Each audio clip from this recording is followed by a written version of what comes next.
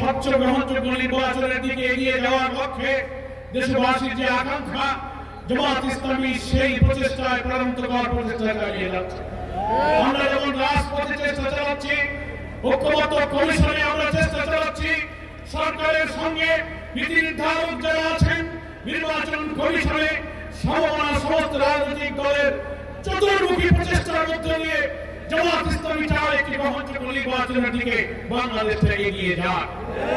কিন্তু দুর্ভাগ্য হলো আমরা দেখতে পাচ্ছি একটি মহল রাজনৈতিক প্রভাব খাটিয়ে অথবা দুঃখজনক ভাবে কোন শক্তির কাছে প্রভাবের কাছে মাথা নত করে সরকার এবং এই সিদ্ধান্ত গ্রহণকারী কর্তৃপক্ষ কখনো কখনো লেভেল প্লেইং ফিল্ড রক্ষা করতে পারছেন না। আমরা দাবি করছি জুলাই সনদের আইনি ভিত্তি নিয়ে তার ভিত্তিতে আগামী নির্বাচন হতে হবে। এখন একটি দল বাধার সৃষ্টি করে প্রতিবন্ধকতা সৃষ্টি করে বলছেন এই সাংবিধানিক সংস্কার, এত সব সংস্কার নির্বাচনের আগে আইনি ভিত্তি দিয়ে সংস্কার করার কি প্রয়োজন? পরের সরকার আসবে, সেই নির্বাচিত সরকার যে সংবিধান সংস্কার করবে তার তফসিলে তারাই এই সব বিধানগুলো সংযুক্ত করবে। এটা হচ্ছে গণ আকাঙ্ক্ষার সাথে বিরোধিতা।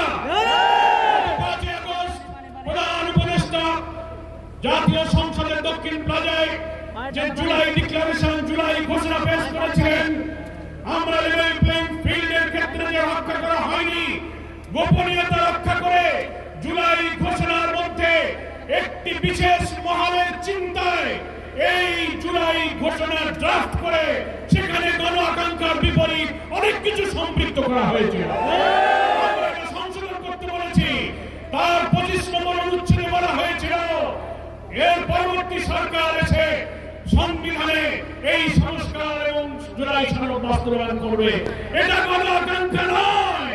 আমরা বলেছি এই ইলেকশনের আগেই আইনি ভিত্তি দিতে হবে এবং এই 84টি সাংবিধানিক এবং রাজনৈতিক নানান সংস্কার আমরা ঐক্যমত পোষণ করেছি।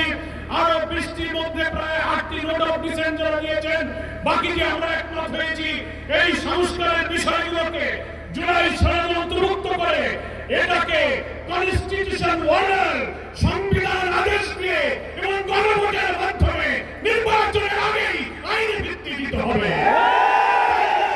দেশ একটি মহা দুর্যোগের দিকে পড়ে যেতে পারে।